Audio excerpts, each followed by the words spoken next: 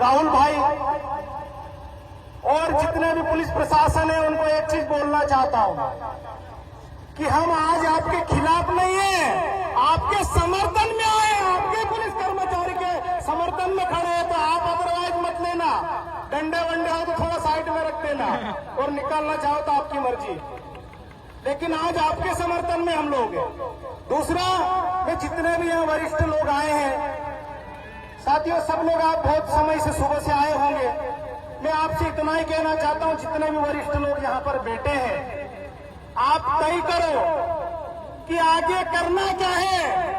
जो एसपी अपने एक आरक्षक को नहीं बचा सकता, अपनी मांग क्या खाक सुनेगा?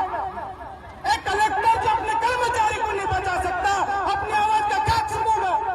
इसलिए मुझे ऐसा लगता है कि हमको आगे की रणनीति बनाना चाहिए, वरना हम भाषण देते रहेंगे, चिल्लाते रहेंगे, होने जाने वाला कुछ नहीं है। दूसरा, सब लोगों टीआई भी बोल रहा है और ये पहली बार मैंने देखा कि एक कुत्ते के चक्कर में इंसान भी कुत्ता बन गया, ये पहली बार हुआ। मैं वो टीआई का भी बयान आया, सौरभ कुशवाहा नाम के व्यक्ति का, अभी सुना है उसको धार में भेजे हैं, तो हम भी धार के रहने वाले हैं, समझेंगे उसको। तो राहुल भाई को बोल रहे हैं कि वो दारू पिया हुआ था, शराब पिया हुआ था। मैं एक झटके में बोलना चाहता हूं कि राहुल भाई ने दारू या शराब नहीं पी रखी थी। पूछो कैसे? अगर वो पिया ना होता तो ये निशान उस पे होते। अभी खड़ते सर बोल रहे थे कि यार हमारी पंच बैठती है, झगड़े हो जाते हैं, मारपीट हो जाती है, किसी को चोट के निशान आते हैं, किसी को टाके आ जाते हैं, तो दोनों हम सामने सामने बिठाते, वरिष्ठ लोग बैठते हैं, पटेल बैठता है, पंच बैठती है, सरपंच बैठते हैं, क्योंकि मेरे गांव का छोटा मोटा पटेल मैं भी हूं, तो उसको बुलाते, जो भी नाम हो उसका। मैं उदाहरण के तौर पे किसी का भी नाम ले रहा हूं, उस नाम का व्यक्ति अगर यहाँ बेटा हो तो बुरा मत मानना, और मानो तो आपकी मर्जी, मुझे कोई फर्क नहीं पड़ेगा। जैसे पंच बेटी, उसको बुलाया, सुर लागी नाम सिंह की गंग लागे फलाना की ढिमका काय रतु है कि तेरसे काजे काय राते मारलू काय, गाली दे दिलू काय, ओसु करलू काय, वहां रुकलू काय, तो बोलेगा हो और दे दिलू, कहा कि रात अतिरिक्त पी दिले दिले। तो अगर राहुल भाई पी रखी होती, इसलिए मैं एसपी साहब के संज्ञान में ये चीज लाना चाहता हूं कि उन्होंने शराब नहीं पी थी, वरना मामला दूसरा होता। और टीआई साहब भी न्याय मांग रहे होते यहाँ पे कि एक आरक्षक से मुझे बचाया जाए।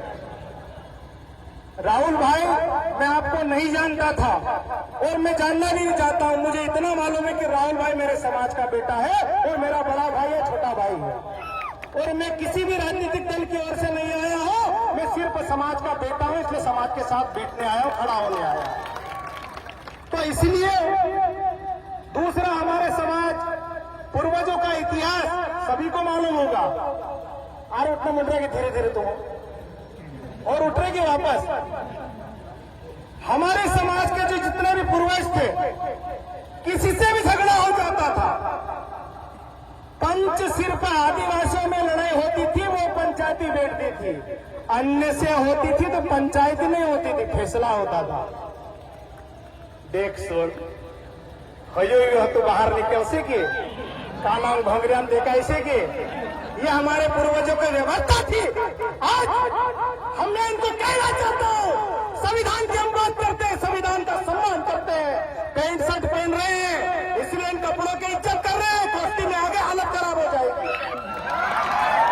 आदिवासियों के सब्र का इम्तिहान नहीं लिया जाए, मैं निवेदन करना चाहता हूं पुलिस प्रशासन से, माननीय कलेक्टर महोदय से।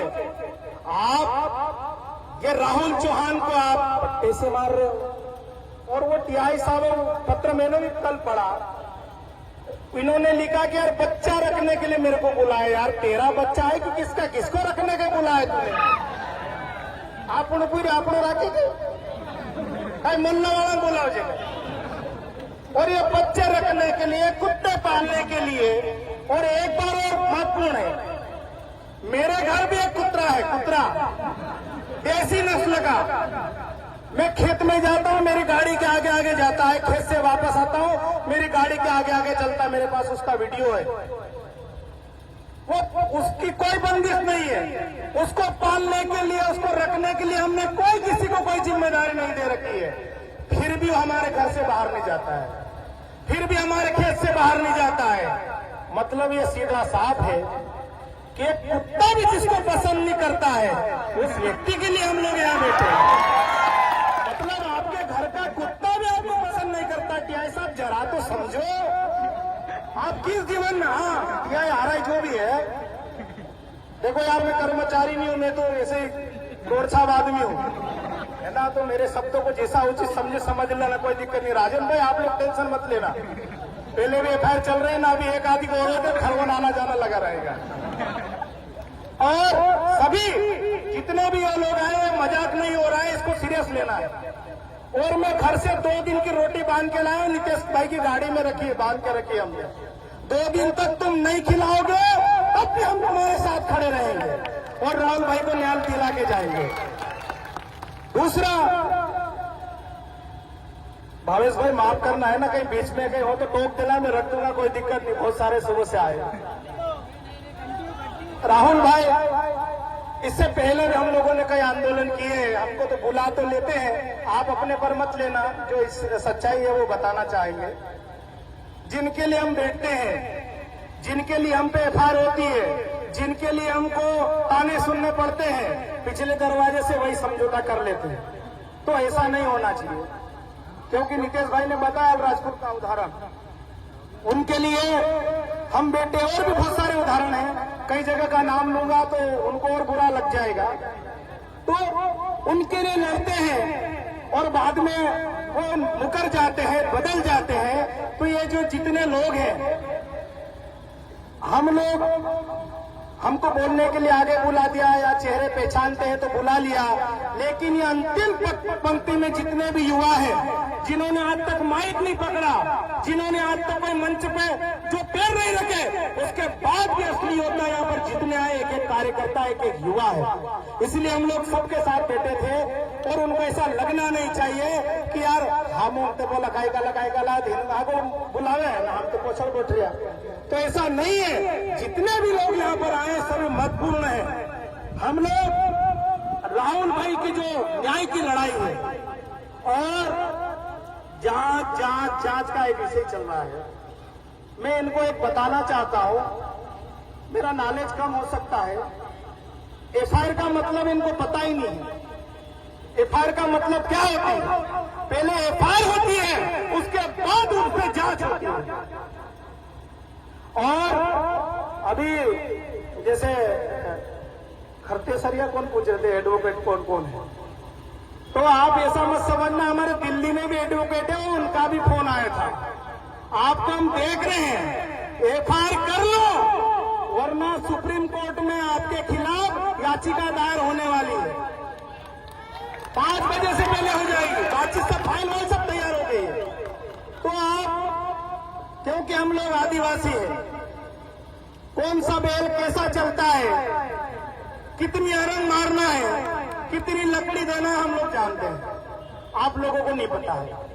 और कौन सा बेल बार बार पीछे देखता है तो उसको कौन से आंख में टुवाल बांध देते हैं, ये भी आपको नहीं पता है, हमको पता है। तो इसलिए ये जितने भी आदिवासी, और जैसा खरतेसर ने बोला और ये सच्चाई है कि अभी कहीं